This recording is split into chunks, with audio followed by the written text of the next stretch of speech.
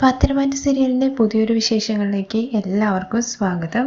നന്ദു അനിയും കൂടി കല്യാണം കഴിഞ്ഞ് വന്ന് നിൽക്കുന്നത് കണ്ടിട്ട് കനക ആകെ ഇനിയിപ്പോൾ എന്ത് ചെയ്യും ദൈവമേ എന്ന് പറഞ്ഞിട്ട് തല ഭിത്തിയിൽ അടിച്ചുകൊണ്ടിരിക്കുകയാണ് കേട്ടോ.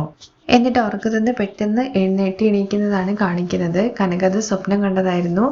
എണീറ്റിരുന്നിട്ട് എന്താ ദൈവമേ ഇങ്ങനെയൊക്കെ സ്വപ്നം കാണുന്നത്, സ്വപ്നം കണ്ടതാണെങ്കിൽ പോലും നേരിൽ വന്ന് നിൽക്കുന്നത് പോലെയാണല്ലോ ദൈവമേ തോന്നിയത്. എന്തായാലും ഞാൻ ഇനി ഉറങ്ങുന്നില്ല, ഇങ്ങനെയൊന്നും ഒരിക്കലും സ്വപ്നം കാണാനോ നേരിൽ നടക്കാനോ പാടില്ല എന്നൊക്കെ മനസ്സിൽ വിചാരിക്കുകയാണ് കേട്ടോ. തുടർന്ന് പിറ്റേ ദിവസം രാവിലെ അഭി ചെന്നിട്ട് നേരെ ആദർശിൻ്റെ റൂമിൽ നോക്കുകയാണ്. അപ്പോൾ ആദർശ് റെഡി ആയിക്കൊണ്ടിരിക്കുകയാണ്. നേരെ താഴെ ഹാളിൽ വന്നിട്ട് ഇത് ആദർശേട്ടൻ ഇറങ്ങുന്ന സമയമാണ്. അത് കഴിഞ്ഞൊരു ഫോട്ടോ എടുക്കുന്നുണ്ട് കേട്ടോ. അതിനകത്ത് നിർമ്മലിൻ്റെയും നവ്യയും ചേർന്ന് നിൽക്കുന്ന ഫോട്ടോ ആണ്. നവ്യ ഇന്നത്തോട് കൂടിയിട്ട് നിന്റെ കാര്യത്തിലൊരു തീരുമാനമാവും. അതേസമയം ആദർശ് റെഡിയായിട്ട് താഴേക്ക് ഇറങ്ങി വരുന്നത് കാണുമ്പോൾ ആ ഫോട്ടോ ചുരുട്ടി കൂട്ടിയിട്ട് സ്റ്റെയർ കേസ് ഇറങ്ങുന്ന അവിടെ ഇട്ടിട്ട് ഓടി മറഞ്ഞു നിൽക്കുകയാണ് കേട്ടോ അഭി. മറഞ്ഞു നിന്നിട്ട് അഭി പറയുന്നത് ഇതൊരിക്കലും ആദർശിൻ്റെ കണ്ണിപ്പെടാതെ പോകാനുള്ള ഒരു ചാൻസും ഇല്ല എന്ന് പറയാണ്. പക്ഷെ ആദർശാണെന്നുണ്ടെങ്കിൽ ഫോൺ വിളിച്ചുകൊണ്ട് ആ ഫോട്ടോ ചവിട്ടിയിട്ടാണ് കേട്ടോ അവിടുന്ന് പോകുന്നത്. തുടർന്ന് അഭി ആ ഫോട്ടോ എടുക്കാൻ വേണ്ടി പോകുമ്പോഴേക്കും നയന അതുവഴി ഇറങ്ങി വരികയാണ്. നയനയെ കാണുമ്പോഴേക്കും അഭി മറഞ്ഞു നിൽക്കുന്നുണ്ട്. നയന ഇറങ്ങി പോകുന്ന സമയത്ത് അവിടെ എന്താ കിടക്കുന്നത് എന്നുള്ള രീതിയിൽ എടുത്തു നോക്കുമ്പോൾ ഫോട്ടോ ആണ്.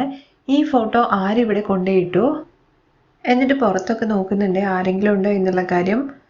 ആരുമില്ല എന്ന് മനസ്സിലാക്കിയിട്ട് നയന നേരെ ഓടിയിട്ട് നവ്യയുടെ റൂമിലേക്ക് ചെല്ലാണ് കേട്ടോ. റൂമിൻ്റെ ഡോറ് ലോക്ക് ചെയ്തതിന് ശേഷമാണ് കേട്ടോ സംസാരിക്കുന്നത്. എന്താ ചേച്ചി ഇത്, എത്രയോ തവണ ഞാൻ ചേച്ചീൻ്റെ അടുത്ത് പറഞ്ഞിട്ടുണ്ട് ഈ വീടിൻ്റെ മാനവും ചേച്ചിയുടെ മാനവും കൊണ്ടുപോയിട്ട് തള്ളി കലർത്തരുത് എന്നുള്ള കാര്യം. പിന്നെയും ഇതേ കാര്യം തന്നെയാണല്ലോ ചേച്ചി ചെയ്യുന്നത്. ഇത് കേട്ടിട്ട് നവ്യാണെങ്കിൽ ഫോട്ടോ നോക്കി കരയാണ് ചെയ്യുന്നത്. എന്തിനാ ചേച്ചി ഇപ്പൊ കരയുന്നത്? ഈ ഫോട്ടോ സത്യമല്ല. നിനക്കറിയാലോ നിർമ്മല എന്ന് പറയുന്നത് എൻ്റെ ഫ്രണ്ടാണ് എന്നുള്ള കാര്യം. ഞങ്ങൾ നല്ല ഫ്രണ്ട്സ് ആയിരുന്നു. തുടർന്ന് നവ്യ പറയുന്നത് അന്ന് മുത്തശ്ശി ഫോട്ടോ കൊണ്ട് കൊടുത്തതും അതുപോലെ തന്നെ നിർമ്മല നവ്യയെ വിളിച്ചിട്ട് ഭീഷണിപ്പെടുത്തിയ കാര്യങ്ങളെ കുറിച്ചൊക്കെയാണ്. നയന ഈ വിഷയത്തിൽ ഞാനൊരു തെറ്റും ചെയ്തിട്ടില്ല. അങ്ങനെ ഞാൻ തെറ്റ് ചെയ്തിട്ടുണ്ടെങ്കിൽ ഉറപ്പായിട്ട് ഞാനത് സമ്മതിച്ചു തന്നേനെ. ഒരു പ്രാവശ്യം പറഞ്ഞ കള്ളത്തിന്റെ പേരിൽ എന്തെല്ലാം ഞാൻ അനുഭവിച്ചു. ഇപ്പൊ ഞാൻ പറഞ്ഞിരിക്കുന്ന കാര്യം സത്യമാണ്. തൊട്ടിട്ടാണ് സത്യം ചെയ്യുന്നത്. ചേച്ചി പറഞ്ഞത് അവൻ ഫ്രണ്ടാണെന്നല്ലേ, പിന്നെ എന്തിനാ അവൻ ചേച്ചീനെ ടോർച്ചർ ചെയ്യുന്നത്? അതാണ് നയന ഞാൻ പറഞ്ഞത്. എനിക്ക് എന്തിനാന്ന് അറിയില്ല. അവൻ ഇടയ്ക്കിടയ്ക്ക് ഫോൺ അയക്കുകയും അതുപോലെ തന്നെ വോയിസ് മെസ്സേജ് അയക്കുകയൊക്കെ ചെയ്യുന്നുണ്ട്. തോന്നിവാസങ്ങളാണ് വിളിച്ചു പറയുന്നത് മൊത്തം. ഈ കാര്യങ്ങൾ വീട്ടിൽ പറഞ്ഞു കഴിഞ്ഞാൽ ഫോട്ടോസ് എല്ലാം ഞാൻ വീട്ടിലേക്ക് അയക്കുന്നു. അതുമാത്രമല്ല സോഷ്യൽ മീഡിയയിൽ പബ്ലിഷ് ചെയ്യും. നിന്നെക്കുറിച്ച് വീഡിയോസ് ഉണ്ടാക്കുന്നൊക്കെ പറഞ്ഞിട്ട് അവൻ ഭയങ്കരമായിട്ട് എന്നെ വിരട്ടുന്നുണ്ട്. ഫോണിലാണെങ്കിൽ മെസ്സേജ് ഇങ്ങനെ വന്നുകൊണ്ടേ ഇരിക്കുന്നുണ്ട്. എനിക്കാണെങ്കിൽ ആലോചിച്ചിട്ട് ഒരു പേടിയാവുന്നുണ്ട്. ചേച്ചി സമാധാനമായിട്ട് ഇരിക്കുന്നു പറയുമ്പോൾ ഞാൻ എങ്ങനെയാ നയനെ സമാധാനമായിട്ട് ഇരിക്കുന്നത്? അവൻ ഓരോരോ മെസ്സേജുകൾ അയച്ച് ഭീഷണിപ്പെടുത്തിക്കൊണ്ടേ ഇരിക്കുകയാണ്. ചേച്ചി എന്തിനാ പേടിക്കുന്നത്? ചേച്ചി ഒരു തെറ്റും ചെയ്തിട്ടില്ലെങ്കിൽ പേടിക്കേണ്ട കാര്യമില്ലല്ലോ. വാ ചേച്ചി നമുക്ക് എല്ലാവരോടും ഈ കാര്യം പറയാം എന്നുള്ള കാര്യം പറയുന്ന സമയത്ത് വേണ്ട. അതെന്താ ചേച്ചി അങ്ങനെ പറയുന്നത്? ഞാൻ ഗർഭിണിയാണെന്ന് പറഞ്ഞിട്ട് എല്ലാവരും തെറ്റിദ്ധരിപ്പിച്ചതിൻ്റെ പേരിൽ എല്ലാവരും എൻ്റെ അടുത്ത് ദേഷ്യത്തിലാണ് ഉള്ളത്.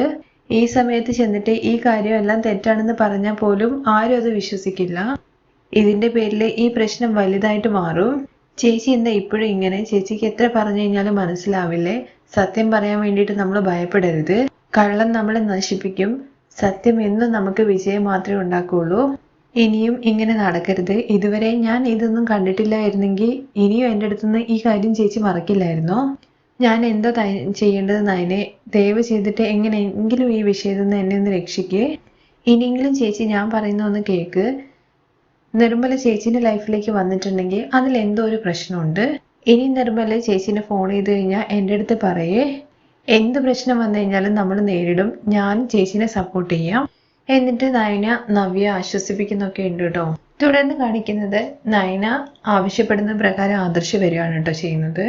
പുറത്തൊരു സ്ഥലത്ത് വെച്ചിട്ടാണ് അവർ മീറ്റ് ചെയ്യുന്നത്. വന്ന ഉടനെ തന്നെ നയന ഒന്നും മിണ്ടാതെ നിൽക്കുമ്പോൾ ആദർശ് പറയുന്നത് ഞാൻ അത്രയും ബിസിയാണെന്ന് പറഞ്ഞിട്ടും വരാൻ വേണ്ടി നിർബന്ധിച്ചുകൊണ്ടാണ് ഞാൻ വന്നത്. എന്നിട്ട് നീ മിണ്ടാതെ നിൽക്കുകയാണോ എന്ന് ചോദിക്കുകയാണേ.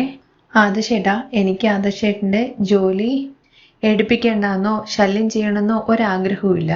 ഒരു പ്രധാനപ്പെട്ട വിഷയം പറയാൻ വേണ്ടിയിട്ടാണ് വിളിച്ചതെന്നുള്ള കാര്യം പറയുമ്പോൾ അങ്ങനെ എന്ത് വിഷയമാണുള്ളത് പറയുക എന്ന് പറയുമ്പോൾ നവ്യയുമായി ബന്ധപ്പെട്ട വിഷയമാണെന്നുള്ള കാര്യം പറയുകയാണെ. എന്ത് എന്താ ആദർശേട്ടാ, ഞാൻ എന്താ കാര്യം എന്ന് പറഞ്ഞില്ലല്ലോ. പിന്നെ അപ്പോഴേക്കും ആദർശേട്ടന്റെ മുഖം മാറുന്നത് എന്തിനാ? പിന്നെ അവൾ ചെറിയ എന്തെങ്കിലും പ്രശ്നമാണോ ഇതുവരെ ചെയ്തത്?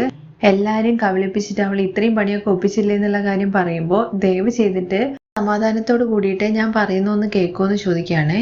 എൻ്റെ ചേച്ചി വലിയൊരു പ്രശ്നത്തിൽ ചെന്ന് പെട്ടിട്ടുണ്ടെന്ന് പറഞ്ഞിട്ട് കാര്യങ്ങളെല്ലാം വിശദമായിട്ട് പറയാണ് കേട്ടോ.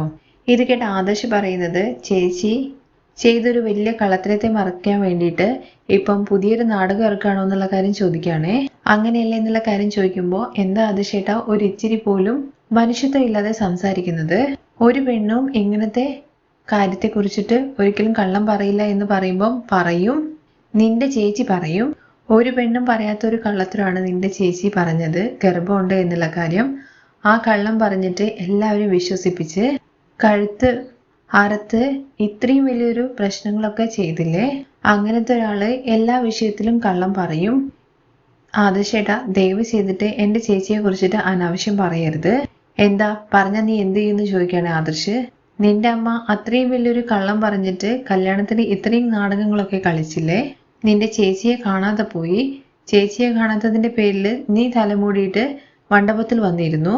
ഇപ്പോ ഇതുപോലൊരു പ്രശ്നം ചെയ്തു. എപ്പോഴും ഓരോരോ പ്രശ്നങ്ങൾ മാറി മാറി ചെയ്തുകൊണ്ടേയിരിക്കും. ഇത് കേട്ടിട്ട് നയന ദേഷ്യത്തോടു കൂടി ചോദിക്കുന്നുണ്ട്, ഇപ്പൊ എന്തിനാ പഴയ കാര്യങ്ങളൊക്കെ പറയുന്നത്? ദയവ് ചെയ്തിട്ട് എൻ്റെ കുടുംബത്തിനെ പറ്റിയും എൻ്റെ ചേച്ചിയെ കുറിച്ചിട്ട് അനാവശ്യമായിട്ട് സംസാരിക്കരുത്. നീ എന്തിനാ നിന്റെ ചേച്ചിയെ കുറിച്ചിട്ട് എൻ്റെ അടുത്ത് പറഞ്ഞത്? അതുകൊണ്ടല്ലേ ഞാൻ ഇതെല്ലാം പറഞ്ഞത്. ആദർശേട്ടാ ഇപ്പം തന്നെ ഒരു പ്രശ്നം മറിച്ചതിന്റെ പേരിൽ എന്തെല്ലാം പ്രശ്നങ്ങൾ നടന്നു. വീണ്ടും അതുപോലൊരു പ്രശ്നം ഉണ്ടാവരുത് എന്ന് കരുതിയിട്ടാണ് നിങ്ങളടുത്ത് ഞാൻ ഈ കാര്യം പറഞ്ഞത്. എന്നാൽ ഈ വിഷയത്തിൽ എൻ്റെ ചേച്ചിയുടെ മേല് ഒരു തെറ്റുമില്ല എന്നുള്ള കാര്യം ഞാൻ പ്രൂവ് ചെയ്ത് കാണിക്കും. വേണ്ട നയനെ, നിന്റെ ചേച്ചി നീ വിചാരിക്കുന്ന പോലെ അത്ര നല്ലവളല്ല. ഇനി അതിലൊക്കെ തലയിട്ടിട്ട് വേറെന്തെങ്കിലും പ്രശ്നം വന്നു കഴിഞ്ഞാൽ ബാക്കി ഞാൻ അപ്പം പറയാമെന്ന് പറയുമ്പോൾ എന്താ നിങ്ങൾ എന്നെ വാൺ ചെയ്യണമെന്നുള്ള കാര്യം ചോദിക്കുമ്പോൾ അതെ, ഞാൻ വാർണിംഗ് തന്നെയാണ് തന്നിരിക്കുന്നത്. ഇനിയും ഇതുപോലെ എന്തെങ്കിലും സംഭവിച്ചു കഴിഞ്ഞാൽ നീ വീട് വിട്ടു പോകേണ്ട സിറ്റുവേഷൻ വരും. ഇപ്പൊ തന്നെ അമ്മ ഭയങ്കര ദേഷ്യത്തിലാണ് ഉള്ളത്. ഇനിയും അങ്ങനെ ഒരു സിറ്റുവേഷൻ വന്നു കഴിഞ്ഞാൽ എന്നെ കൊണ്ടൊന്നല്ല, നിന്നെ ആരെ കൊണ്ടും സഹായിക്കാൻ വേണ്ടി പറ്റില്ല. അങ്ങനെ ഒരു സിറ്റുവേഷൻ വന്നു കഴിഞ്ഞാൽ നിങ്ങൾ എന്തിനാ എന്നെ വീട് വിട്ട് ഇറക്കുന്നത്? ഞാൻ തന്നെ ആ വീട് വിട്ട് ഇറങ്ങി പോകുന്നു പറയാണ് കേട്ടോ. എന്നിട്ട് ആദർശിനെ വെല്ലുവിളിക്കുന്ന രീതിയിലാണ് അവിടെ നിന്ന് ഇറങ്ങി പോകുന്നത്. ആ രംഗത്തോട് കൂടിയിട്ടാണ് മറ്റൊരു എപ്പിസോഡിന്റെ രംഗം അവസാനിക്കുന്നത്.